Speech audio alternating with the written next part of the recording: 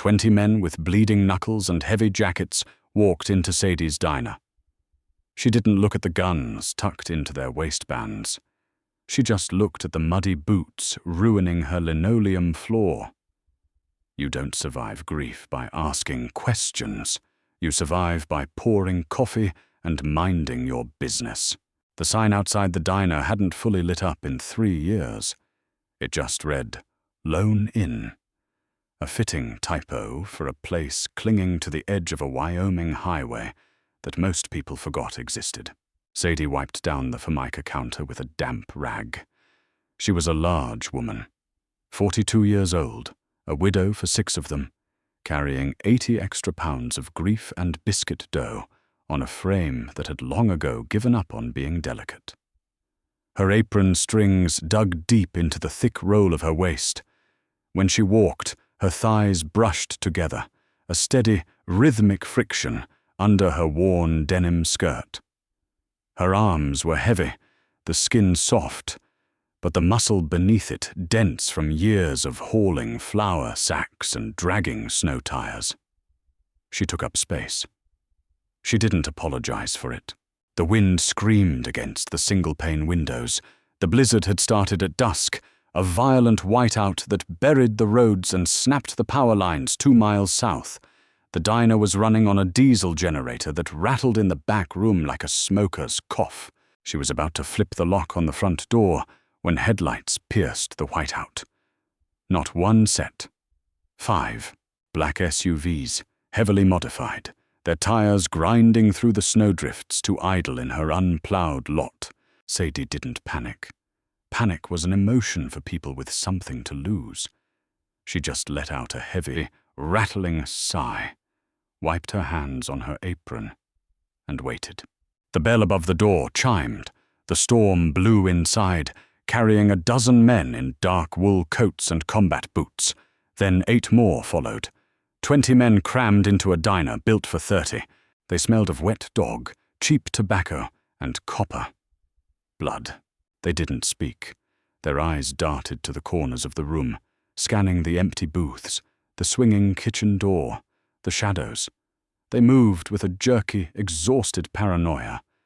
Several of them were limping. One young kid was pressing a bloody bar napkin against his temple. The wind howled through the open door until a tall man in the back shoved it shut. Silence fell over the diner, save for the hum of the generator. 20 pairs of eyes landed on Sadie. She stood behind the counter, a heavy, unmovable fixture. She didn't shrink. She didn't pull her cardigan tighter or hide her hands. "Kitchen's closed," Sadie said. Her voice was flat, carrying the dry rasp of a woman who hadn't spoken out loud all day. "Coffee's hot. If you're going to bleed on my seats, grab a booth with vinyl, not the fabric ones." A few of the men blinked. They looked at each other, confused by the lack of screaming. Usually when they walked into a room, people scrambled. A man in the center, broad-shouldered with a bruised jaw, stepped forward. His coat hung open. The heavy steel of a semi-automatic weapon glinted at his belt. "We need the whole place," he said, his voice rough. "No one else comes in. You keep the blinds pulled." Sadie looked at the gun. Then she looked at his boots. "I just mopped. Wipe your feet." She turned her broad back to them and walked into the kitchen. She heard the murmurs, the quiet rustle of heavy coats being shed, the clatter of steel being laid on tables, the groans of men sinking into cheap booths. She didn't call the police. The landline was dead from the ice. But even if it wasn't, cops in this county took 2 hours to show up and usually made things worse. These men were running from something. Sadie didn't care what. They were cold. They were hungry. She moved around the cramped kitchen with practiced efficiency. She pulled 3 massive cast-iron skillets from the racks. She threw blocks of butter into them, letting it sizzle and spit. She hauled a 20-pound sack of potatoes onto the prep table, her breathing heavy but steady. She chopped onions, sliced thick cuts of cured ham, cracked 3 dozen eggs into an industrial mixing bowl, whisking them until her thick forearm burned. The smell of frying meat and melting butter seeped out of the kitchen, pushing back the metallic stench of blood and adrenaline. When she pushed through the swinging doors, balancing 3 massive plates on her arms, the diner was quiet. The men were spread out. Guns were resting on the tables next to the sugar packets. She set the first plate down in front of the kid with the bleeding head. A mountain of scrambled eggs, charred ham, and fried potatoes. "Eat," she ordered. The kid looked at her, his hands shaking slightly. "Thank you, Mom. Don't mom me. Press a wet cloth to that cut before it crusts over." She moved through the room. She breathed heavily, a soft wheeze in the quiet diner, her sheer bulk requiring a slow, deliberate pace. She didn't flinch when a man jumped as she dropped a plate near him. She didn't stare at the tactical vests some of them wore under their sweaters. She was invisible to them in the way fat, older women are usually invisible. She wasn't a threat. She wasn't a prize. She was just the help. Except for one man. He sat in the darkest corner of the diner, in the back booth near the restrooms. While the other men ate like starved dogs, hunched over their plates and shoveling food into their mouths, he just watched. His name was Conrad. He wore a charcoal overcoat that cost more than Sadie's diner. His dark hair was silvering at the temples, matted with melting snow. He wasn't the biggest man in the room, but he possessed a stillness that made the air around him feel thick. When one of his men walked past his booth, they gave him a wide berth, dropping their eyes. Conrad's left hand was wrapped in a blood-soaked rag. He didn't seem to notice the pain. His dark, deep-set eyes were fixed entirely on Sadie. He watched the way she moved. Most people, when faced with an armed cartel, vibrated with nervous energy. They talked too much. They knocked things over. They cowered. This woman did none of that. She moved with the slow, heavy grace of a glacier. He watched her pour coffee, her large breasts resting against the counter as she reached across a booth. He saw the sweat beading on her forehead, dampening the graying hair pinned at her neck. She looked exhausted. She looked deeply, profoundly sad. But she did not look afraid. Sadie noticed him watching. You don't live alone on a desolate highway without developing a sixth sense for when you are being hunted. She grabbed a fresh plate of food, a mug, and the glass carafe of black coffee. She walked over to his corner booth. Her heavy hips bumped the edge of the table as she leaned in to set the plate down. "You're bleeding on the upholstery," she said. Conrad looked down. A steady drip of dark blood was falling from his wrapped hand onto the cracked red vinyl. "Put your hand on the table," Sadie said. Conrad didn't move. His eyes flicked up to hers. Cold, calculating, searching for a trap. "I don't have time to scrub stains tomorrow," Sadie said, entirely unimpressed by his stare. She pulled a clean, white dish towel from her apron pocket and dropped it on the table. "Hand now." Slowly, Conrad lifted his hand and placed it on the table. Sadie didn't hesitate. She took his wrist. Her fingers were warm, slightly greasy from the butter, and incredibly strong. She unwrapped the filthy, makeshift bandage. A deep gash sliced across his palm, sluggishly weeping blood. She clicked her tongue against her teeth. "Need stitches. I've got superglue and duct tape. That's what my husband used when he caught his hand in the baler." "Your husband?" Conrad spoke for the first time. His voice was a low, gravelly baritone. It didn't bounce off the walls. It sank into them. "Where is he?" "Dead," Sadie said. She didn't look up. She pressed the clean towel hard against his cut. Conrad hissed sharply through his teeth at the pressure. "Sorry for your loss. Don't be. It was 5 years ago. His heart gave out." She kept the pressure on his hand. She was standing so close he could smell her. She smelled like yeast, vanilla, and old sweat.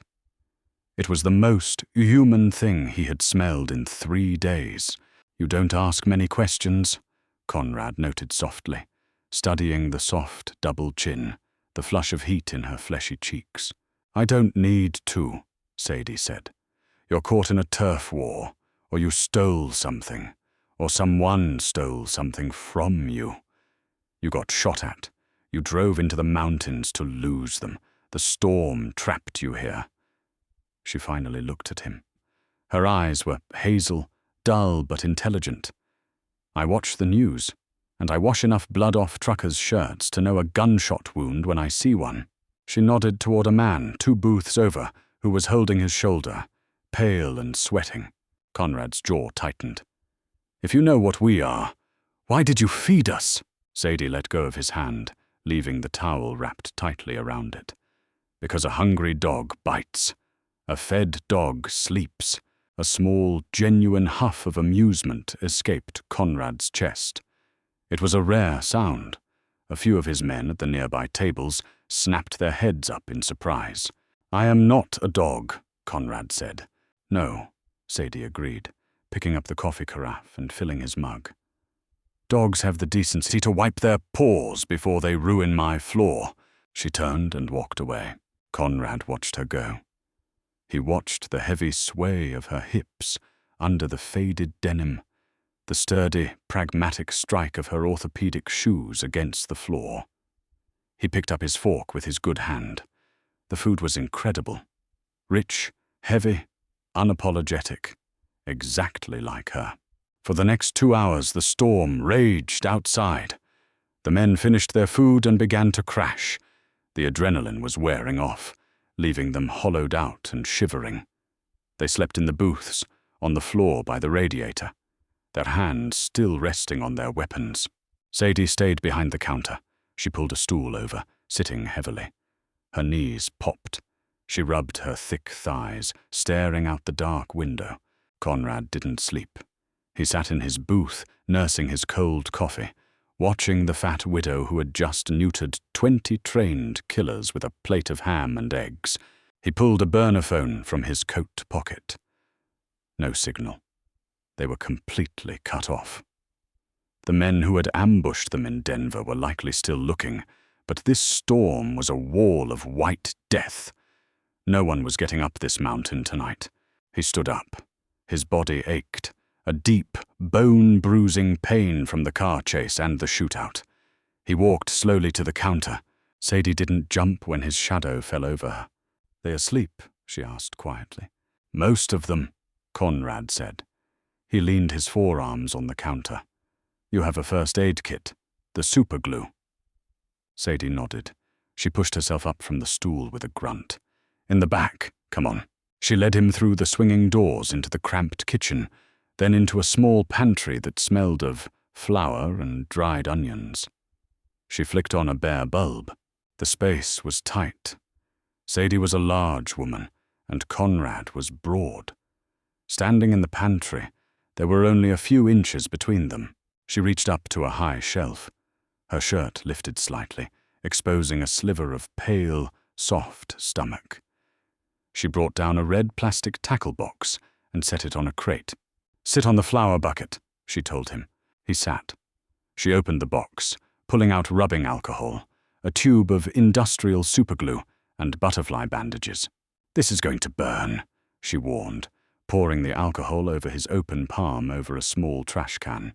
Conrad didn't flinch. He just watched her face.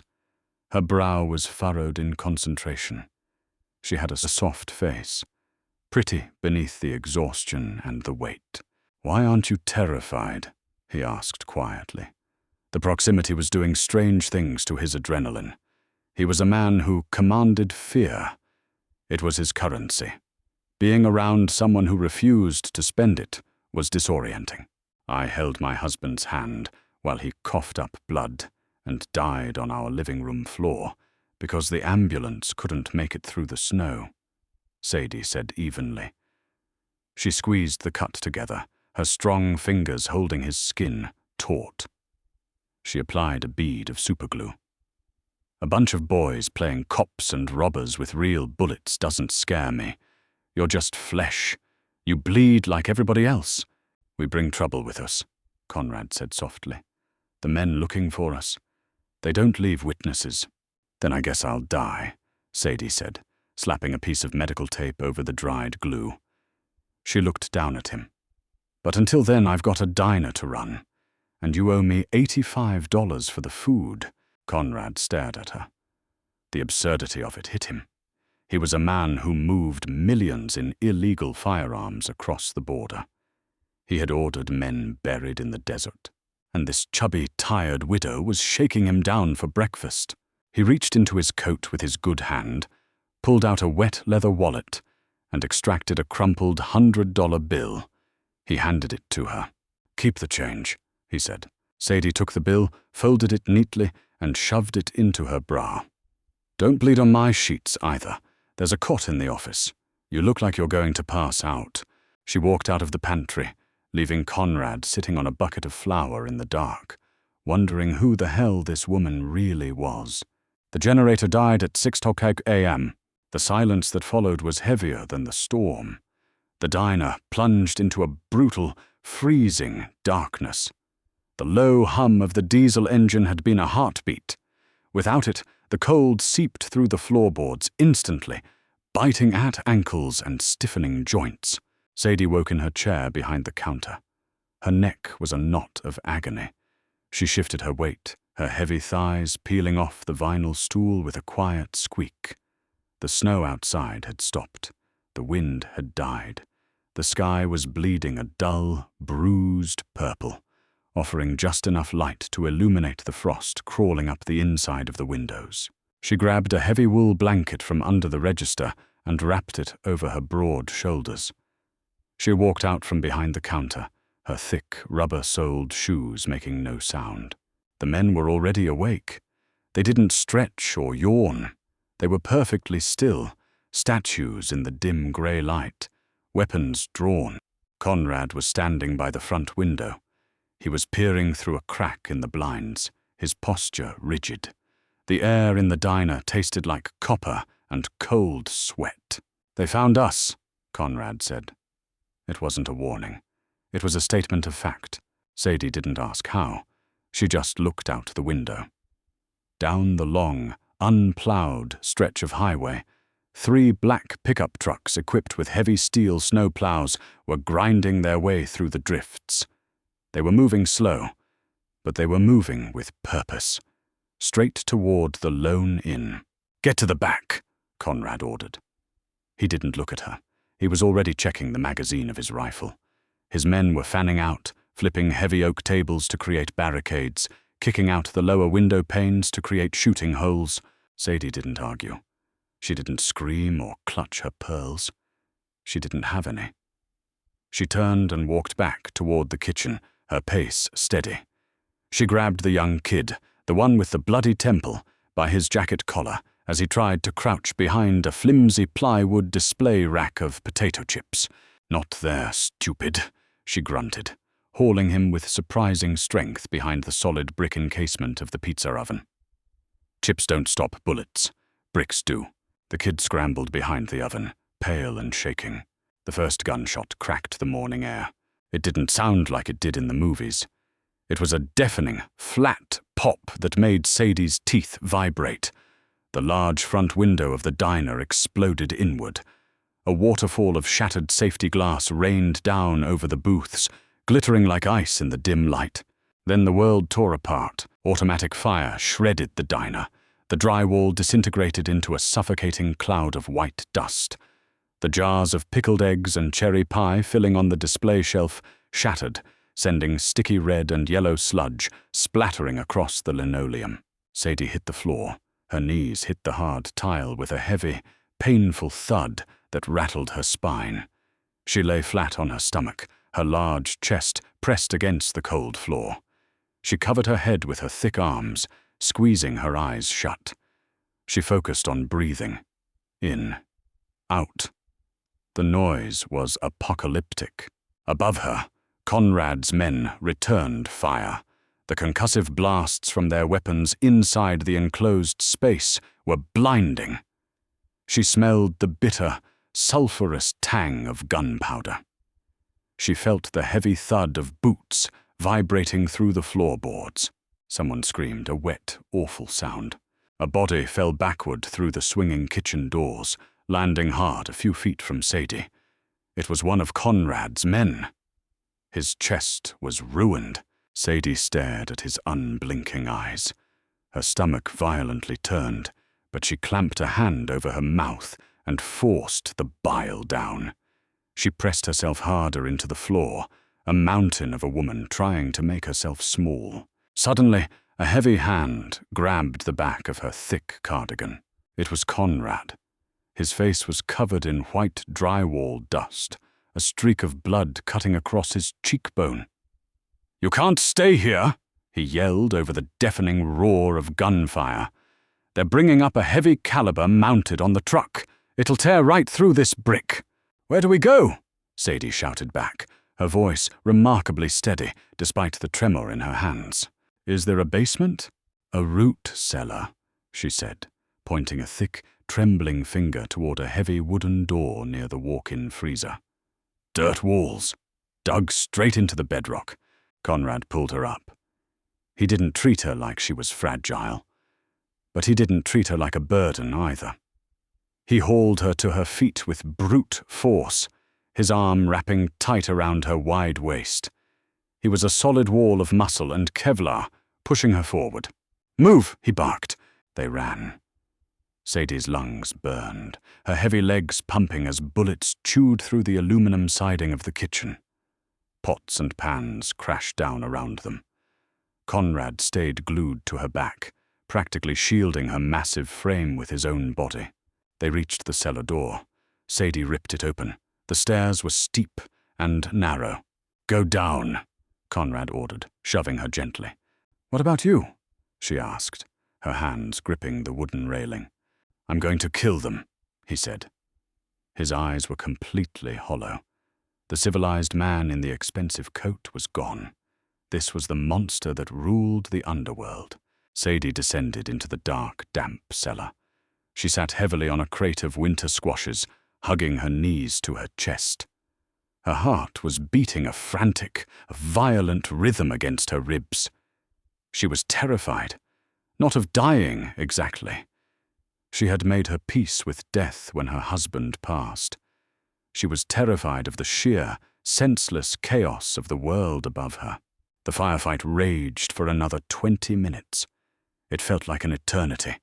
The floorboards above her head shook violently. Muffled shouts, the heavy crunch of metal.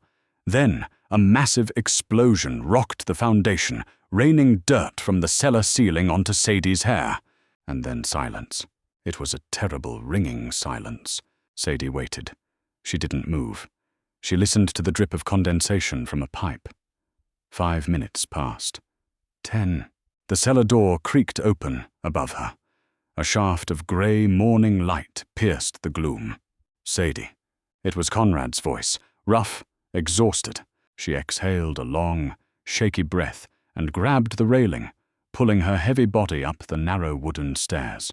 The lone inn was gone. Sadie stood at the top of the stairs and stared at the ruins of her life. The walls were chewed into splinters. The red vinyl booths were shredded, vomiting yellow foam stuffing onto the floor. The ceiling was sagging, bullet holes letting in pinpricks of icy daylight. 3 bodies lay perfectly still in the parking lot outside. One lay slumped over the counter by the cash register. The air was thick with the smell of burning diesel and blood. Conrad's surviving men were moving methodically, dragging bodies, picking up brass casings, stripping weapons. They operated with a chilling, practiced efficiency. Conrad stood in the center of the wreckage. His expensive overcoat was torn and soaked in blood. He was favoring his left leg. He watched Sadie as she took in the destruction. He expected her to break. Women always broke. They cried, they screamed, they demanded compensation. They fell to their knees. Sadie did none of that. She walked over to the counter. She stepped over a puddle of blood, her face an unreadable mask. She reached under the register, pulled out a heavy-duty push broom, and began to sweep the shattered glass. Scrape, sweep, scrape, sweep. The sound echoed in the ruined diner. Conrad walked over to her. He reached out and grabbed the handle of the broom, stopping her rhythm. "Don't," he said quietly. Sadie didn't let go of the broom. She looked at him, her chest heaving slightly. The wool blanket still draped over her shoulders. "If I don't start cleaning, the mess just gets harder to pick up later." "You can't stay here," Conrad told her. "The police will come, or more of my enemies will come. They know I was here. They'll ask you questions." "I don't know anything," Sadie said stubbornly. "A bunch of hunters got drunk and shot the place up. That's my story." "They won't care about your story, Sadie. They'll just kill you." Sadie looked around at the destroyed walls. Her lip trembled, just once, before she bit down on it hard. "This is my place. It's all I have. I'm not running." Conrad studied her face. The dirt smudged on her plump cheeks, the grey hair falling loose from its pins, the sheer, immovable stubbornness in her jaw. He had met beautiful women, dangerous women, wealthy women, but he had never met a woman with an anchor so deep. She was a gravitational pull. He reached into his coat and pulled out a thick, heavy envelope. He set it on the dusty counter. "There's $50,000 in there," Conrad said. "Take it." Sadie stared at the envelope. "I told you, breakfast was $85. A small, genuine smile cracked Conrad's face. It made him look younger. "Consider it a generous tip for the superglue." He stepped closer to her. He was close enough that he could feel the warmth radiating off her body. He reached out with his uninjured hand. His knuckles were raw and bloody, but his touch was incredibly gentle as he tucked a stray lock of hair behind her ear. Sadie's breath hitched. She hadn't been touched like that, with care, with intent, in 6 years. She felt a sudden, dangerous flush of heat in her chest.